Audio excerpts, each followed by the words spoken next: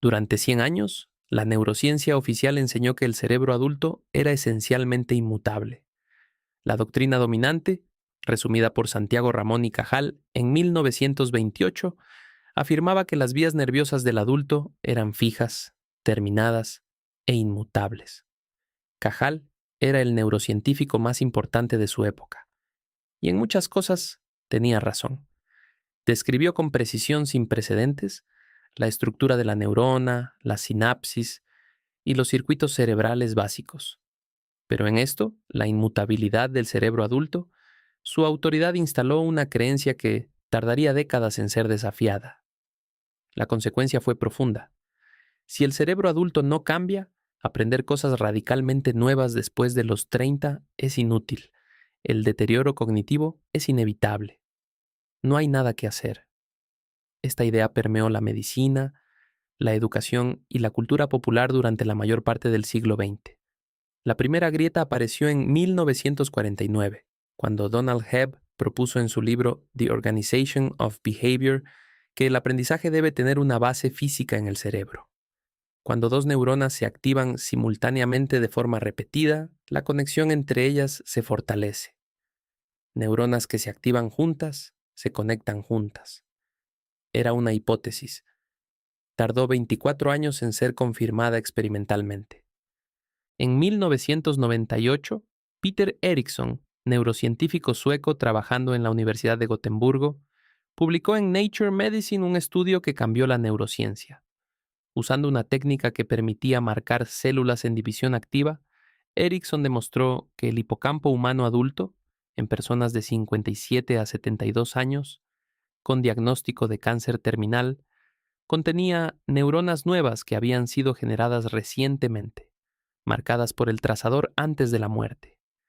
El cerebro adulto humano genera nuevas neuronas.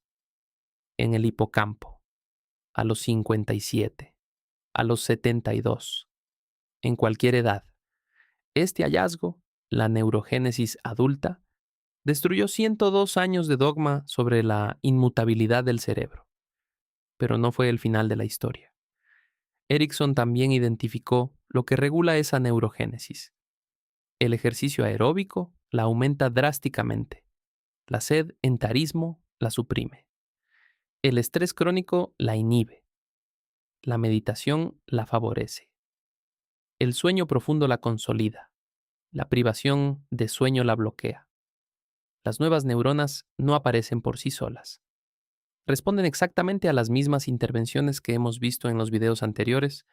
El protocolo Neurovida no solo protege las neuronas existentes, activa la fabricación de neuronas nuevas. En 1973, Timothy Bliss y Terje Lömo, trabajando en la Universidad de Oslo, publicaron el experimento que confirmó la hipótesis de Hebb. Descubrieron que cuando una sinapsis se activa repetidamente en poco tiempo, produce un cambio físico duradero.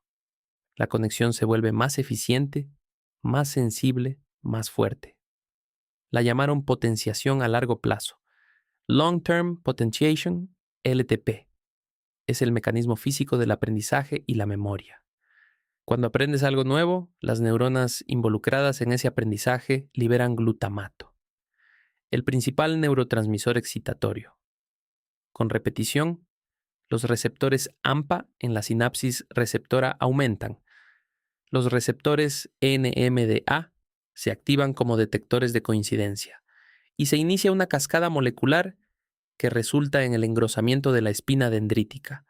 La columna de la sinapsis crece físicamente. Eso es un recuerdo, una sinapsis más grande.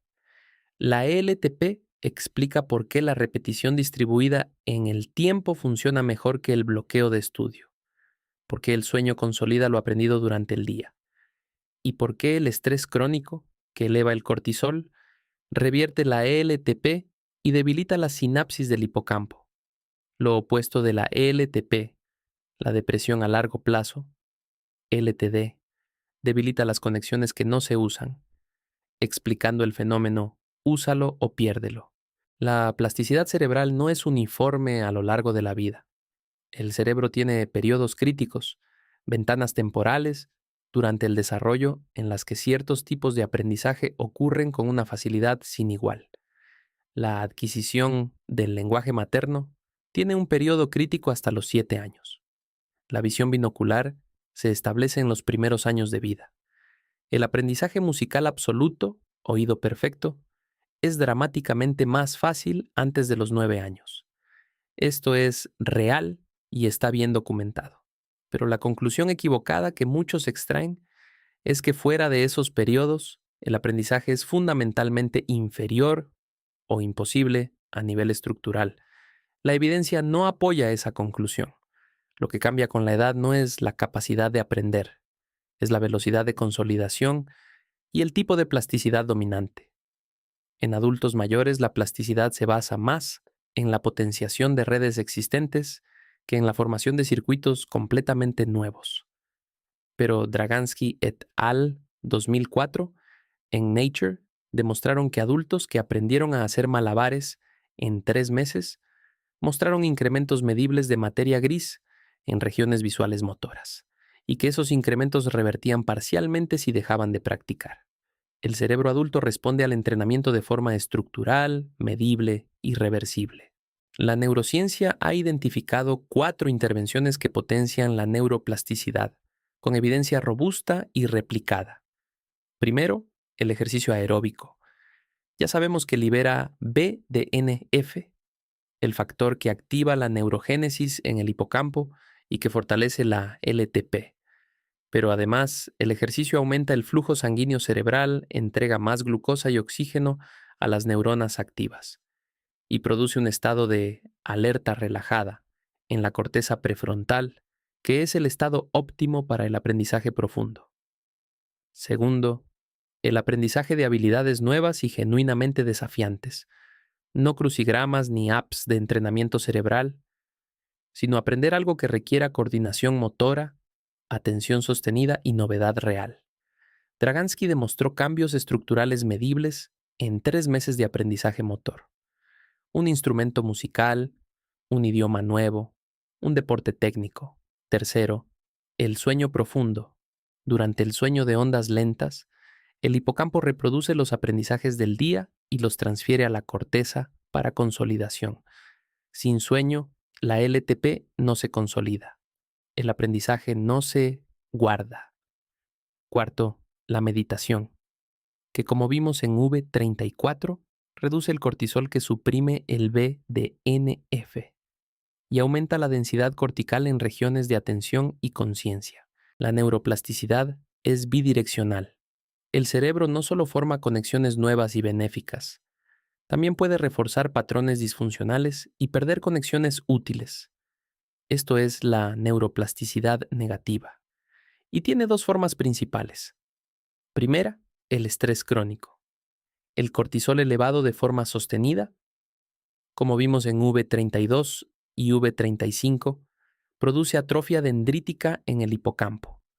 Las dendritas, las ramas receptoras de la neurona, literalmente se encogen y se simplifican bajo exposición crónica al cortisol.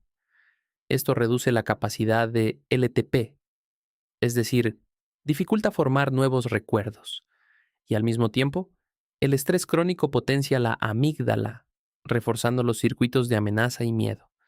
El resultado, un cerebro que pierde capacidad de aprender y potencia la ansiedad. Exactamente lo contrario de lo que queremos.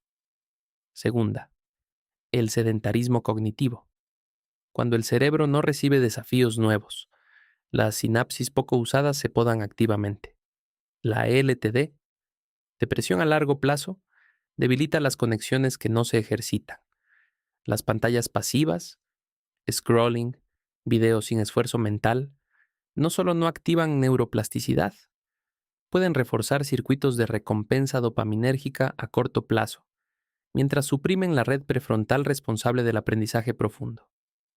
Integrando los hallazgos de Erickson, Hebb, Bliss, Dragansky y Davidson, el protocolo Neurovida para activar neuroplasticidad deliberada se estructura así. Primero, elige una habilidad nueva que requiera práctica sostenida, no una app de entrenamiento cerebral. Algo que genuinamente no sabes hacer y que requiere coordinación, atención, retroalimentación y esfuerzo. Un instrumento musical, un idioma nuevo, un deporte técnico, la pintura, el canto. La dificultad no es el obstáculo, es el mecanismo. Segundo, practica en sesiones cortas y distribuidas. La LTP se consolida con la repetición separada en el tiempo, no con el maratón. 30 minutos al día es más poderoso neurológicamente que 3 horas los fines de semana. Cada práctica corta activa BDNF y reinicia el proceso de consolidación. Tercero, haz ejercicio aeróbico antes de practicar la habilidad. El BDNF, liberado por el ejercicio, está disponible durante las horas posteriores. Ese es el momento óptimo para el aprendizaje. Cuarto, duerme las horas necesarias después del aprendizaje. El sueño es cuando el hipocampo consolida lo practicado. Sin sueño, el aprendizaje de hoy se pierde.